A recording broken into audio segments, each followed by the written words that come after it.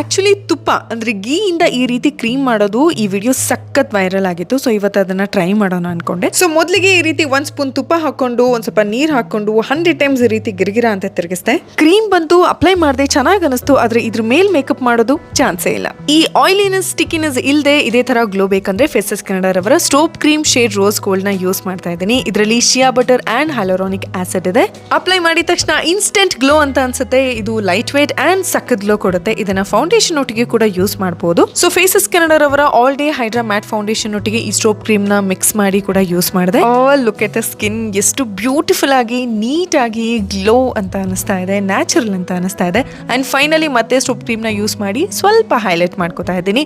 Immediate ಆಗಿ ಸಖತ್ glow ಅನ್ಸುತ್ತೆ. ಯಾವುದೇ ರೀತಿಯಾದಂತಹ ಬೇರೆ ಹೈಲೈಟರ್ ಅವಶ್ಯಕತೆನೇ ಇಲ್ಲ.